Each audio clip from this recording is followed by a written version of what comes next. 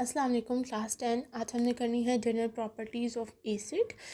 General properties में आपके पास दो तरह की प्रॉपर्टीज़ आ जाती हैं, फिज़िकल प्रॉपर्टीज़ और केमिकल प्रॉपर्टीज़। तो फिज़िकल प्रॉपर्टीज़ जो था उसने कहा है कि आपको उसने बिगनिंग में ही चैप्टर के स्टार्ट में ही बता दी थी। ठीक है, कौन सी वाली? ये वाली जो आपको टेबल बनाया हुआ है एसिड और बेस का। ये एसिड और बेस की फ़िज़िकल प्रॉपर्टीज़ हैं जो उन्होंने बताई हुई हैं। ठीक है, तो फिज़िकल प्रॉपर्टीज़ आपने यहाँ से करनी है। आज हम करेंगे केमिकल प्रॉपर्टीज़। केमिकल प्रॉपर्टीज़ में जो सबसे फर्स्ट रिएक्शन है वो कौन सा है? Reaction with metals. अगर हम एसिड को रिएक्ट करवाते हैं मेटल्स के साथ तो क्या होता है? Acid react expansively with metals like sodium, potassium, and calcium. However, dilute acid HCl, H2SO4 react moderately with reactive metals like Mg, Zn, Fe, and Al to form their respective salts with the evolution of hydrogen gases. क्या कह रहे हैं कि जब हम लोग acid को metal के साथ रिएक्ट करवाते हैं तो उसके नतीजे में आपके पास क्या निकलती है? गैस निकलती है, हाइड्रोजन गैस निकलती है। ठीक है, सो सबसे पहले आपको उसने एक रिएक्शन दिया है जिसके अंदर हम जिंक क्या है? मेटल है। जिंक को हम मेटल को हम किसके साथ? H2SO4 क्या है? सल्फ्यूरिक एसिड, हाइड्रोसल्फ्यूरिक एसिड है। मेटल को हमने क्या किया है? एसिड के साथ रिएक्ट करवाया तो क्या हुआ? अब आप ध्यान से देखें कि जिंक जो है उसने बॉन्ड बना लिया SO4 के साथ। ठीक है, ZnSO4 हो गया और हाइड्रोजन गैस जो है H2 वो ऐसे ही रह गया, तो वो यहाँ पर गैस बन के हवा में उड़ गया। ठीक है, नेक्स्ट अगर हम देखें इक्वेशन, केमिकल इक्वेशन, तो उसके अंदर क्या है? 2 एटम्स हैं Al एल्यूमिनियम के, जिसके अंदर हमने हाइड्रोक्लोरिक एसिड डाल दिया है। 6 मॉलिक्यूल्स डाल दिए हाइड्रोक्लोरिक एसिड के। तो क्या हुआ कि Al जो है उसने यहाँ पे रिएक्ट किया है 3 मॉलिक्यूल्स के साथ, यानी कि अगर हम देखें तो क्या है 6 मॉलिक्यूल्स है ना, तो हम लोग इस तरह से इसको कर सकते हैं कि HCl1, HCl2, HCl3, ये 4, ये 5 और ये 6। ठीक है, और 2 एल्यूमिनियम के Al। ठीक है, ये 2 एटम्स जब इनके साथ रिएक्ट किया तो क्या हुआ कि ये 2 एल्यूमिनियम के जो थे इन्होंने क्या किया? इन्होंने रिएक्ट कर दिया 3 एल्यूमिनियम के साथ, ये 6 के साथ रिएक्ट कर लिया। ठीक है, बाकी कितने बच गए? बाकी ये क्या बन गया? AlCl3 और 2 इधर आ गया। ठीक है, अब ये 3 को 2 के साथ मल्टीप्लाई करोगे तो इसका मतलब है कि 6 एटम्स जो हैं वो इसके पूरे हो गए हैं। ठीक है, बाकी कितने बच गए? 1 2 3 4 5 6 जो हैं वो आपके पास हाइड्रोजन बच गए, वो हमने इस तरह से 3H2 लिख लिया। ठीक है, तो इस तरह से आपके पास ये वाला रिएक्शन हो गया है। ये आप जो है वो प्रैक्टिस करेंगे तो आपको बहुत अच्छी तरह से समझ में आ जाएगा। देन उसने हमने क्या कहा है कि अब उसने रिएक्ट करवाया है रिएक्शन विद कार्बोनेट्स के साथ और बाइकार्बोनेट्स के साथ। अच्छा, acid react with carbonates and bicarbonates to form corresponding salts with the evolution of carbon dioxide. क्या कह रहे हैं?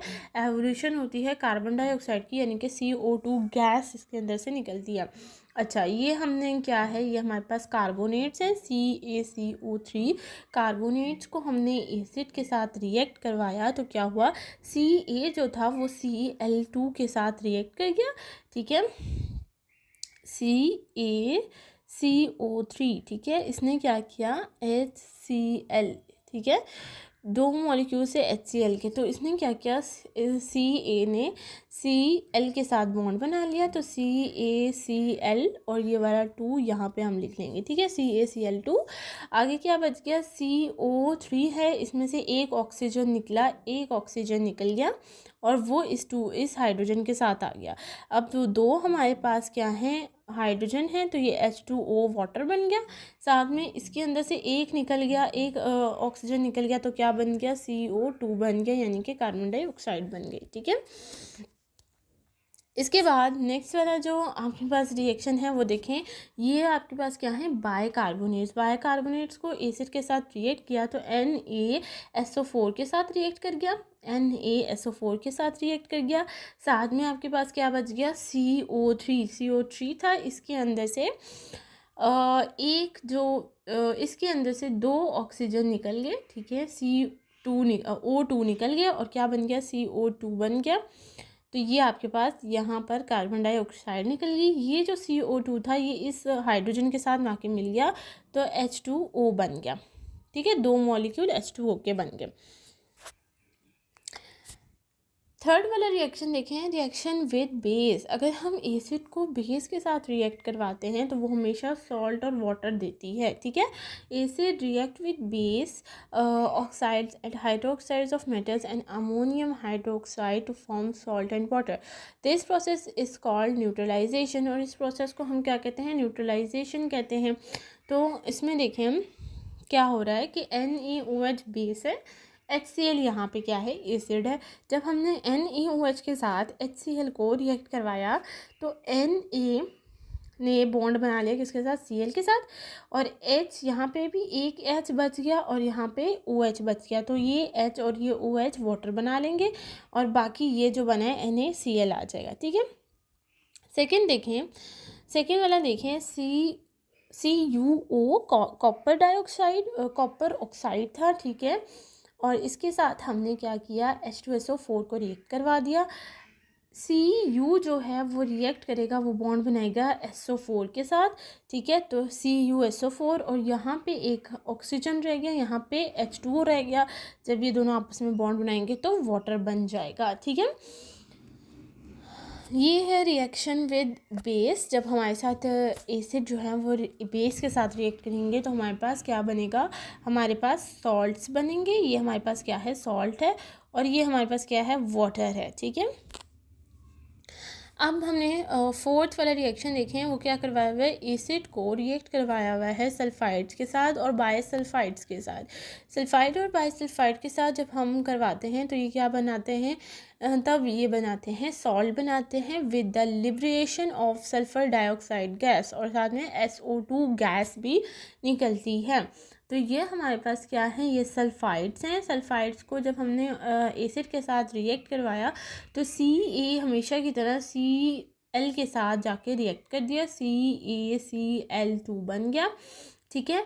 अब यहाँ पे आपके पास क्या बन गया, बच गया 2H बच गया, और दूसरी जगह आपके पास क्या बच गया, SO3 बच गया। अब ये SO3 ने क्या किया, एक ऑक्सीजन इसको दे दिया। जब ये एक ऑक्सीजन इसको दे दिया तो ये क्या बन गया, H2O बन गया, और इसमें से एक ऑक्सीजन निकल गया तो ये SO2 बन गया। तो ये SO2 सल्फर डाइऑक्साइड गैस बन के निकल गया, ये लिक्विड फॉर्म में वाटर बन गया, और ये एक सोल्यूशन में CaCl2 बन गया, ठीक है। इसी तरह जब हम बायसल्फाइड का रिएक्शन करवाएंगे इसके साथ एसिड के साथ तो क्या होगा, Na जो है वो Cl के साथ रिएक्ट कर जाएगा, NaCl के साथ रिएक्ट कर जाएगा। बाकी क्या बच गया, यहाँ से अगर देखें तो और यहाँ से देखें तो यहाँ पे भी HSO3 बच गया, और यहाँ पर हमारे पास सिर्फ हाइड्रोजन बच गया। अब क्या होगा, ये हाइड्रोजन इस हाइड्रोजन के साथ बॉन्ड बना लेगा तो H2 हो गया, और ये जो ऑक्सीजन था 3 थे, इनमें से एक ऑक्सीजन जो है वो इसके साथ आके अटैच हो जाएगा, H2O बन गया, वाटर बन गया, और इसमें से SO2 जो है वो गैस बन के ऊपर की तरफ निकल जाएगी, ठीक है। इस तरह से ये हमारा रिएक्शन हो जाएगा सल्फाइड और बायसल्फाइड के साथ भी। फिफ्थ जो और लास्ट रिएक्शन है वो कौन सा है, रिएक्शन विद सल्फाइड। सल्फाइड के साथ अगर हम रिएक्शन करवाएं तो क्या होगा, सल्फाइड के साथ रिएक्शन करवाएंगे तो हमारे पास यहाँ पर हाइड्रोजन सल्फाइड गैस एवॉल्व होगी, हाइड्रोजन सल्फाइड गैस जो है वो निकल जाएगी, ठीक है। सल्फाइड लिया, उसको हमने एसिड के साथ रिएक्ट किया तो Fe जो है SO4 के साथ अटैच हो जाएगी, ठीक है। FeS है ना, तो ये क्या करेगी, SO4 एसिड के साथ रिएक्ट करवाए तो Fe जो है वो SO4 के साथ रिएक्ट कर जाएगी, तो SO4 आ जाएगा, बाकी यहाँ S बच गया और यहाँ पे H2 बच गया, ये दोनों आपस में रिएक्ट करेंगे, H2S sulphide hydrogen sulphide gas बन के ऊपर की तरफ निकल जाएगी। ठीक है। अच्छा, आज आपने ये रिएक्शंस देखने हैं, क्योंकि ये आप जब तक प्रैक्टिस नहीं करोगे आपको नहीं आएंगे, और ये रिएक्शन बहुत इंपॉर्टेंट है बोर्ड पॉइंट ऑफ व्यू की से। तो आपने इनको बहुत अच्छी तरह से देखना है, इनको करना है, इनकी प्रैक्टिस आपने करनी है। और यूजेस ऑफ एसिड जो हैं वो आपने घर से देख के आने हैं। यूजेस ऑफ एसिड बहुत ईजी हैं।